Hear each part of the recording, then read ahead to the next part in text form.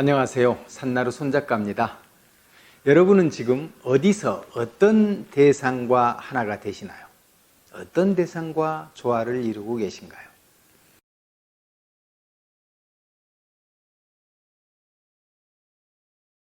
저는 오늘 이 영상을 통해 합일과 조화를 사상적 배경으로 두고 있는 서예와 동양화의 큰 특징 하나를 실험해 보려고 합니다. 즉 번지기인데요. 이 번지기를 전문 용어로 선형법이라 합니다. 먹이나 물감을 종이에 스미게 하는 기법을 말하죠. 이 기법은 특히 동양화에서 많이 쓰이는데요. 오늘 이 영상에서는 서예의 스미기 기법을 직접 보여드리겠습니다. 문방사보, 즉 화선지와 염소털붓 그리고 벼루와 먹을 활용하는 동양의 예술은 선이 특징입니다. 그 특징에 관해서는 화면 왼쪽 위에 링크한 영상에서 비교적 자세히 설명해 드렸는데요. 오늘 집중해서 설명할 번지기는 물에 먹을 갈고 습기를 잘 빨아들이는 화선지를 사용하며 먹물을 많이 머금을 수 있는 털이 많고 긴 모피를 사용함으로 드러나는 하나의 특징이라고 할 수 있습니다. 여기에서는 일부 작품에서 번짐을 더 강조하는데요. 바로 이 때문에 제 채널 구독자이신 이회숙님께서 번짐 효과에 관해 제게 질문을 하셨습니다.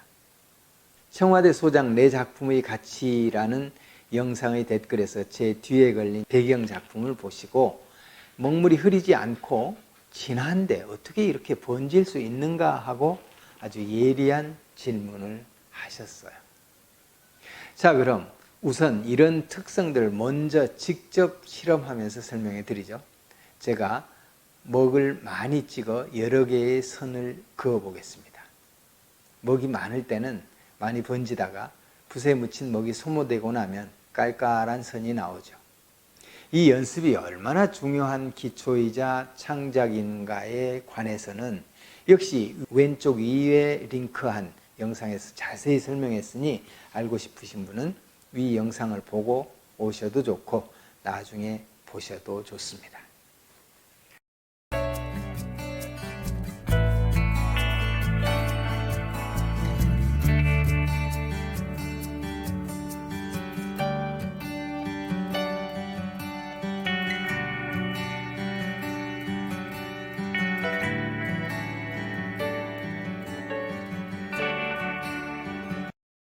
제 서예 작품에서 사용한 번지기 기법은 앞의 선긋기보다 변화를 더 많이 준 것입니다. 종이에 물을 뿌리고 그 위에 글씨를 쓰는 것이죠. 이때는 화선지의 질이나 두께에 따라 번지기의 차이가 납니다. 이때 번지기는 얼만큼 번질 것인지 대강 가늠만 하고 시작하는 것입니다. 번지는 과정에서 의외성, 우연성이 드러나는데요. 번지기를 시도하는 필연과 어우러져 매우 흥미로운 결과를 창출합니다.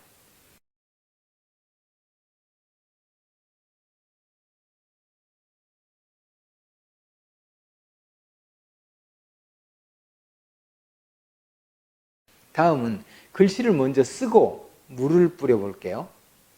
이때도 물이 뿌려지는 정도에 따라 달라집니다. 물이 많이 뿌려진 부분과 적게 뿌려진 부분이 확연히 다르죠. 서예 작품을 감상하신 분 중에는 번지면 잘못되거나 또는 실수한 것으로 여기는 분들이 있습니다. 작가들도 예외가 아니에요.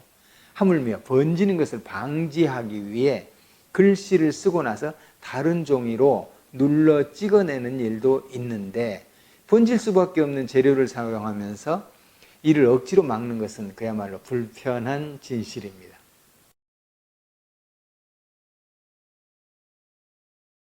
결과적으로 갈필과 번짐이라는 양대 장점 하나를 없애는 꼴이 되는 것입니다.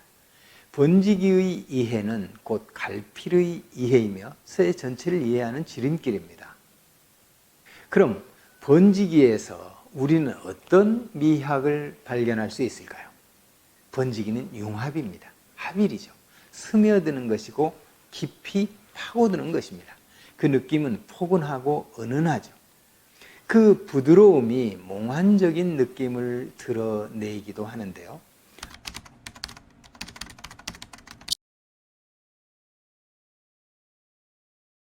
풍경화에서는 주로 구름이나 안개 처리 또는 아스라한 원경 처리에 많이 씁니다. 현대의 회화에서는 배경이나 사물의 명암 처리에서도 다양하게 활용하죠. 서예에서는 선의 질감, 폭을 크게 확대하는 것이 번직입니다. 즉 번직의 적절한 활용은 작품 창작의 폭을 확대하는 것입니다. 이런 관점에서 저는 번직 기법을 자주 사용하는데요.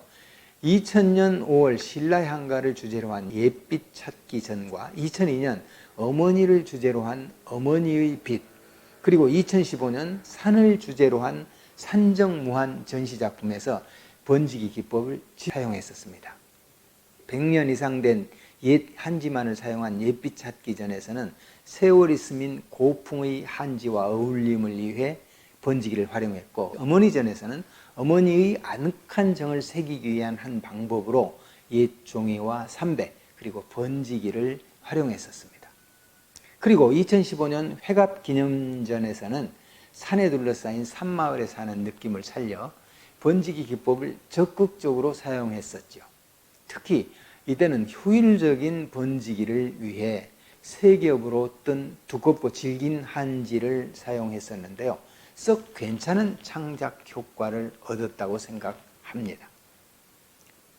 저는 한때 동양화만으로 개인 전시를 열기도 했었습니다. 따라서 서예 작품 전시를 할 때도 구도나 기법에서 서예로서의 제한을 두지 않습니다.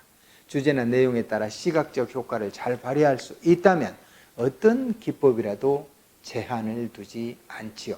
특히 저는 모든 작품에서 문학성을 매우 중요하게 여기는데요. 사군자나 문인화가 아닌 서예 작품을 창작하면서도 항상 저 유명한 자연주의 시인 왕유가 주장한 그림 속에는 시가 있고 시 속에는 그림이 있다라는 화중유시 시중유화론을 존중합니다.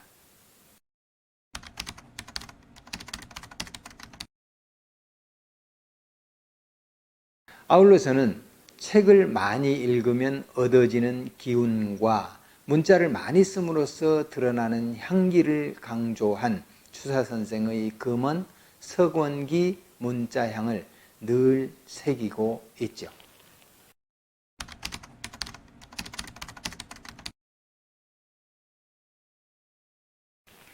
작가의 느낌이 잘 스민 작품, 이것은 작가의 창작 활동을 더욱 빛나고 즐겁게 합니다. 감상자에게도 상상력을 북돋우며 아울러 좋은 느낌으로 소통할 수 있게 하죠. 따라서 좋은 질문을 해주신 이회숙님께 감사드립니다. 다음 기회에는 오늘 영상의 주제인 번지기의 정반대인 금석기, 즉 깨진 돌이나 녹슨 쇠에 새겨진 글씨를 탁본한 것에서 드러나는 느낌을 중심으로 영상을 창작할 계획입니다. 다소 전문적인 영역일 수 있는데요. 대부분 단조롭다고 여기는 서예, 그러나 매우 화려하기까지 한 서예를 참답게 이해하시는데 도움이 되는 영상이기를 바랍니다.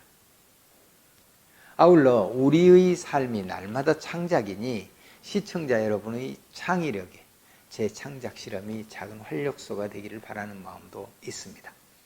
끝까지 시청해 주신 여러분 감사드리며 저는 또 다음 영상으로 찾아뵙죠. 이상 산나루 손작가였습니다. 감사합니다.